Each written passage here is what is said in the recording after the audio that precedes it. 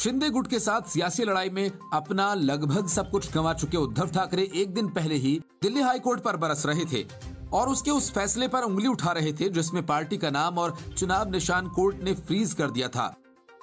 उद्धव का कहना था कि 30 साल तक उन्होंने पार्टी चलाई, पर आज पिता बाला साहिब के नाम से किनारा करना पड़ रहा है। लेकिन उद्धव के इस रोने धोने का कोर्ट पर न तो कोई फर्क पड़ना था और न ही पड़ा।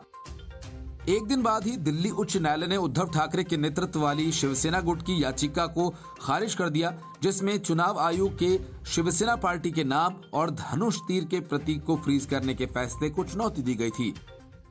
हालांकि अदालत ने उद्धव ठाकरे को इतनी राहत जरूर दी है कि उसने भारत के चुनाव आयोग को चुनाव चिन्ह और पार्टी के नाम के आवंटन से संबंधित कार्रवाई को जल्द से जल्द तय करने का निर्देश दिया है।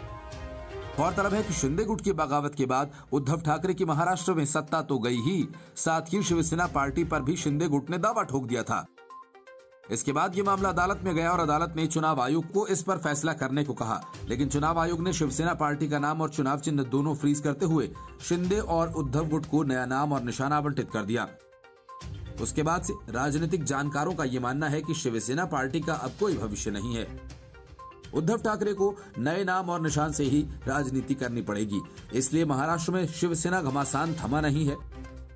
दो धड़ों में बटी शिवसेना पुरानी शिवसेना के चुनाव चिन्ह तीर कमान को लेकर आमने सामने है, लेकिन दिल्ली हाईकोर्ट ने इस मामले में फैसला सुना दिया है।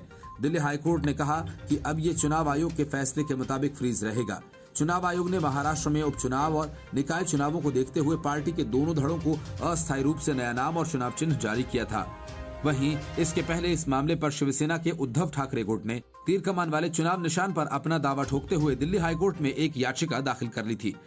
हालांकि इस याचिका पर 14 नवंबर को सुनवाई हुई, लेकिन इस दौरान बॉम्बे हाईकोर्ट ने कहा था कि इस मामले में उसे चुनाव आयोग के अंतिम निर्णय का इंतजार क्यों नहीं करना चाहिए। इसके पहले चुनाव आयोग के अंतरिम आदेश, जिसमें ये कहा गया था कि शिवसेना के नाम और चुनाव चिन्ह को फ्रीज कर दिया जाए, को लेकर दिल्ली हाईकोर्ट ने सुनवाई के दौरान उद्धव ठाकरे गुट से पूछा कि पोल पैनल के अंतिम फैसले का इंतजार क्यों नहीं करना चाहिए। कोर्ट ने कहा कि इस फैसले को चुनाव आयोग ने उपचुनाव के उद्देश्य से दिया था, वो अंतिम फैसला नहीं था। ऐसे में अंतरिम आदेश का कोई मतलब नहीं रह जाता। ऐसी स्थिति में कोर्ट को चुनाव आयोग के फैसले का इंतजार करना चाहिए।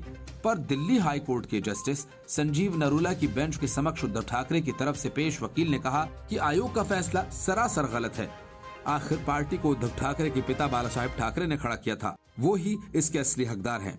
बहरहाल इस मामले में उद्धव ठाकरे को लगातार झटके लग रहे हैं। Report news of India.